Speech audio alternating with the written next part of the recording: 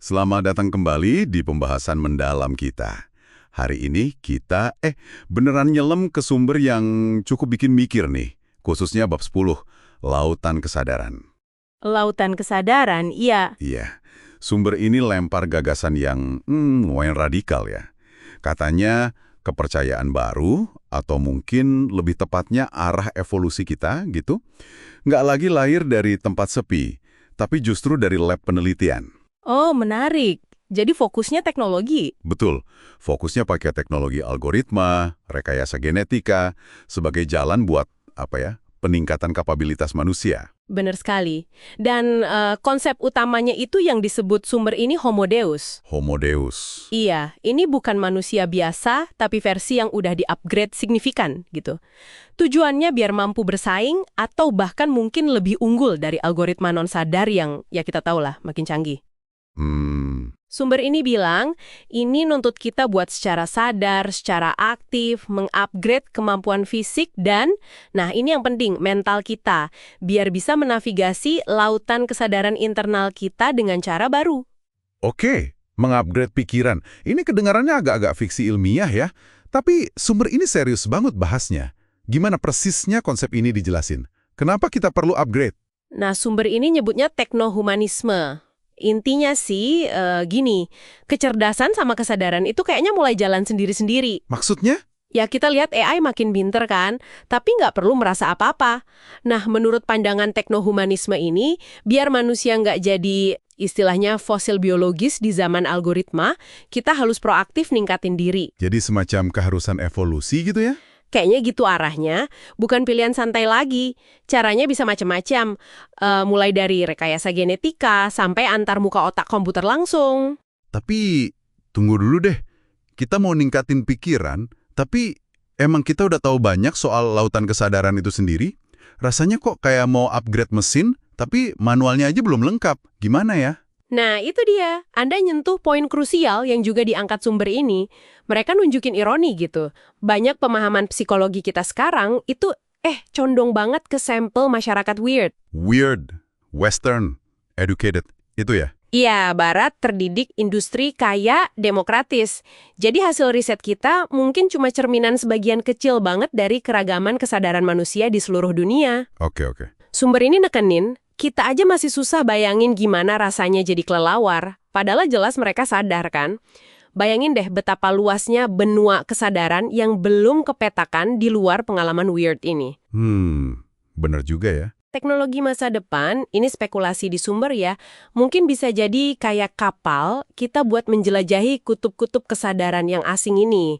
Kayak Columbus nemuin dunia baru gitu. Wah, menarik banget sih bayangin potensi penjelajahan itu. Tapi sumber ini pasti nyebutin risikonya juga dong.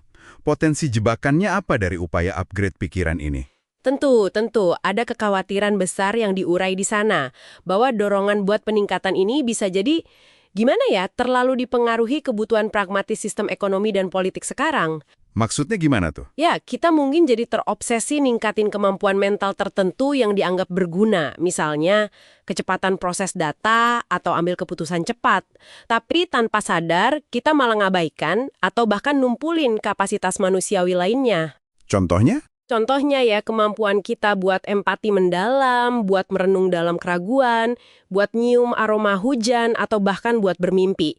Sistem kan seringnya lebih ngehargain kepastian sama keputusan daripada keraguan ya kan? Iya sih. Ada resiko kita malah mengoptimalkan diri kita keluar dari sebagian esensi kemanusiaan kita sendiri, gitu. Kalau gitu, kalau sistem bisa dorong kita buang kemampuan ragu atau perhatiin hal subtil, gimana dengan yang lebih dasar lagi? Misalnya, apa yang kita inginkan? Apa keinginan kita, hasrat kita juga masuk daftar yang bisa dioptimalkan atau direkayasa teknologi ini menurut sumber? Nah, ini nih masuk ke jantung dilemanya. Humanisme kan biasanya nekanin pencarian suara otentik diri, proses yang seringnya ribet dan gak nyaman ya kan? Iya. Tapi sumber ini nunjukin kalau teknologi mungkin punya agenda lain. Bukan cuma bantu kita dengerin suara batin, tapi berpotensi ngendaliin. ngendaliin keinginan. Iya, sumber ini ngasih skenario provokatif. Coba bayangin, bisa matiin keinginan yang dianggap nggak pantas atau nggak nyaman. Kayak cinta terlarang Romeo dan Juliet yang bikin hidup runyam itu. Waduh. Pertanyaan yang diajukan sumber ini jadi mendasar banget. Kalau kita bisa rekayasa hasrat, siapa yang pegang kendali? Siapa yang berhak nentuin suara batin, mana yang boleh dikuatin, mana yang harus dibungkam di atasnya, di mana coba? Jadi kesimpulannya kita ini ada di persimpangan jalan yang luar biasa ya.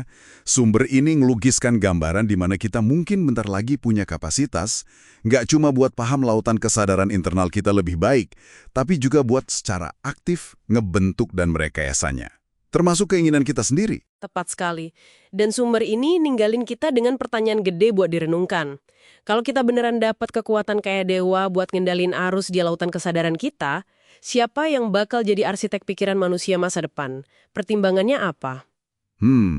Dan yang paling penting mungkin, apa yang bakal hilang selamanya dari kekayaan pengalaman manusia kalau kita berhasil ngilangin semua ketidaknyamanan, konflik, dan keraguan? Wah, sebuah pemikiran yang kuat ya buat Anda bawa pulang.